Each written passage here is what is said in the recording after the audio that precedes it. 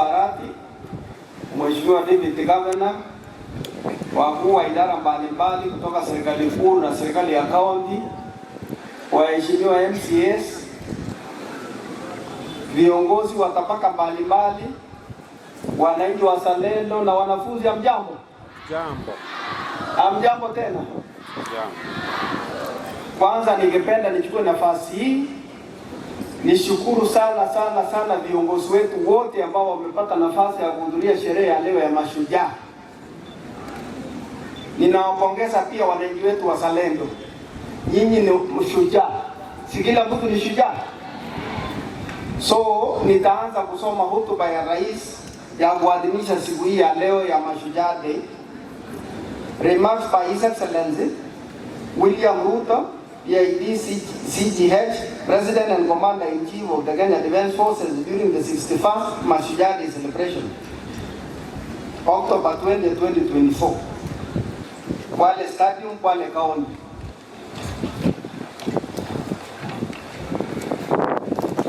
We, the people of Kenya, are proud defenders of our freedom and aspire to become and remain free and sovereign. These were the foremost attributes of the first generation of freedom fighters who faced the monster of imperial domination with unflinching courage and commitment to prevail, even if it cost them everything, including their lives. From them we have a fine model that has aspired generations of selfless patriots and continue to aspire us today as we do our part in building this nation. From them we have learned that to be free, we must be united as one family that draws its strength from the unique contributions of its diverse members, and that we must see each other as equal, treat each other equally, and leave no one behind. We, the people of Kenya, know that just like our ancestors, we have what it takes, including the values, principles, commitments that define Ushujaa, to break freedom of oppression, humiliation, poverty, and indignity. We know that because of our nation to be free, brave men and women, young and old, from every community and every region, struggled with exemplary determination until Kenya was free. We know this because everywhere you go in Kenya, the echoes of heroism, history of sacrifice, legacy of historic struggles by ordinary people who achieved the extraordinary endures to date. Our heroes did not hail from one village or speak one language. Our heroes are numerous and diverse, united by principle, commitment to confront unjust, inclusive, oppressive system in pursuit of the noble vision of nation liberation. This unity of purpose motivated the icon of courage, Mekatirili wa Mwenza, and a generation of compassion from every part of Kenya to resist colonialism, as well as Ronald Ngala and his fellow freedom fighters who advocated independence, decentralized government, which was an early form of evolution. In confronting colonialism, Mekatirili wa Mwenza did not seek to free her village or region from occupation by community. Instead, she resisted the struggle and institutions of a system of exploitation and a tyranny in the knowledge that defeated it could free our nation. This is the same spirit embraced by other freedom fighters such as Otenyo, Nyamandere, Mora, Ngiti of Kisii, Wanameme Masinde in Bungoma, Oiko Paul Angwech, and Oyuko Fon Ambio in Kisumu. Igoki Teresa Kiambi in Meru, Kalundu Mate Kambaru in Makueni, and many others. Great lessons that have been passed down to us from their era, and which we must faithfully transit early and boldly to future generations, is that every citizen of Kenya is a full and equal member of our political community, entitled to make a contribution to nation building, and with an inalienable right to full, just, and fair share of all benefits that accrue from our development. No proposition to discrimination or to unjustly diminished one while enlarging another's right is admissible. Therefore, any formula seeking to exclude, alienate, or disenfranchise any person, group, or community for any reason is repugnant to the very essence of our nation. We are one people, and the Kenya is one united, indivisible, and sovereign nation. Freedom came at great cost and was won against overwhelming odds. It called for capacity to embrace immense sacrifice and willingness to pay the ultimate price. We remember them and appreciate their sacrifices. We recognize their achievements and acknowledge that the nation we have today, with its past history and future prospects, is a legacy of their life and work. Every day the Constitution commands us to honor our freedom fighters.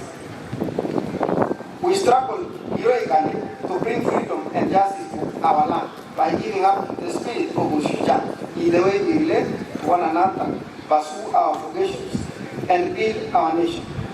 Article 10 of the Constitution shows us how to be Mashujaa in our own way, day and by day. Freedom fighters were inspired by enduring universal principles and values, which have transcended generations and live with us today. Unity, sharing, integrity, courage, determination, and patriotism are our sources of strength in face of difficulty, risk, and dangers. The struggle of freedom is the everlasting mission of humanity, because in freedom lies the ability to achieve peace and democracy, health and wealth, justice and dignity, equality and inclusion, as well as unity in pursuit of prosperity. Freedom is the key that opens the door to sustainable progress in every sector. That is why today we are a modern competitive economy and a developed democratic society. Our freedom has allowed us the space to grow and perfect our nation, sustaining the spirit of freedom to evolve our monopoly of our liberation movement into a dynamic, pluralistic society where competition makes us strong. Since the ultimate goal of freedom is sustainable development, the heroic struggle of our time must focus on achieving this through inclusive growth. Ushujaa of our era calls for urgent mobilization to create wealth and jobs, reduce poverty and inequality, and protect the environment. The dedication we bring to this task will determine how well we uphold the legacy of Megatalilo Wamenza and other freedom fighters. This fact is abundantly clear to us. The persistent unemployment, severe poverty, increased inequality, and general growth and development are not only undesirable but also unacceptable derogation from the legacy of our Mashujaa and the spirit of our intergenerational commitment to freedom. Recognizing this, the government formulated a plan aimed at enhancing dignity and security, creating wealth and expanding opportunities by increasing investment in infrastructure development, essential service delivery, and productivity of key strategic sectors. Bottom-up economic transformation agenda is Kenya's key economic freedom chapter, which mobilizes unprecedented levels of investment into the most impactful sectors in providing essential public services inclusively and affordably, multiplying income and creating millions of new good jobs for our many well-educated, highly skilled young people. The priority sectors identified as the strategic pillars of the bottom-up transformation agenda have enabled us to galvanize the national development agendas by mobilizing local and foreign investments, significantly improving the reach, efficiency, and impact of service, and creating jobs at a sustained incremental rate. We are driving agricultural transformation through mega interventions across all value chains, including the fisheries, aquaculture, horticulture, food crops, livestock, beekeeping, and rangeland development. Investments are being made to boost production and supply of quality inputs provide extension services, reduce post-harvest losses, and maximize returns for producers. These efforts aim to increase economies of scale through aggregation, agro-processing, value addition, and exports. In the digital economy, we have invested in developing digital and ICT hubs in all wards and expanding last mile fiber optic connectivity across the country, reaching areas previously considered remote and undeserved. These efforts have enabled young digital creators, entrepreneurs, and workers to access opportunities both locally and globally.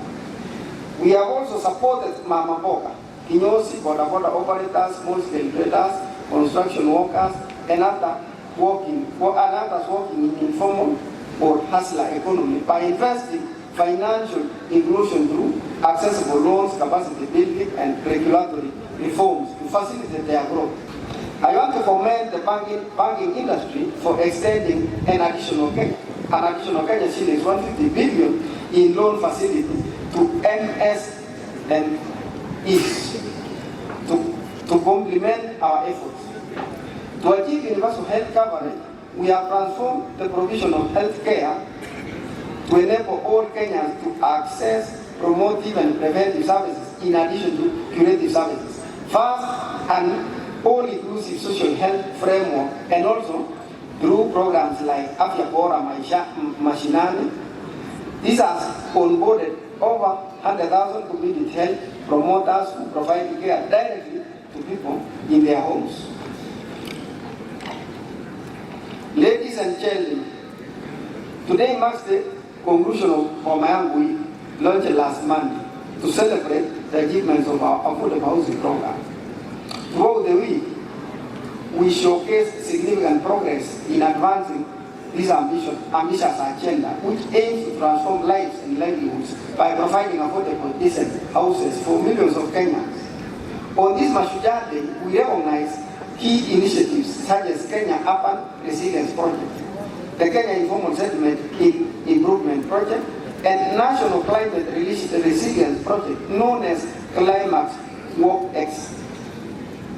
Under the bottom-up economic transformation agenda, we are committed to striking a major blow for the freedom struggle of our time by eradicating the shame of hunger in our land of lending, taking decisive measures to significantly reduce poverty, providing all Kenyans with high-quality health care, and enhancing the dignity, well-being, and standard of living for everyone. The affordable housing program is central to this effort, with a target of delivering 200,000 homes annually to meet the growing demand for housing. This initiative aims to tackle the deficit that has left many Kenyans living in insecure, unsanitary, and poorly constructed dwellings, while also fostering the growth of sustainable community and generating job opportunities across various sectors. The progress so far is remarkable. 124,000 housing units are at different stages of completion across 75 sites in 37 counties. These projects include homes for military, police, correctional personnel, student accommodation, and private sector developments. Here in Kwale County, for example, the Matuka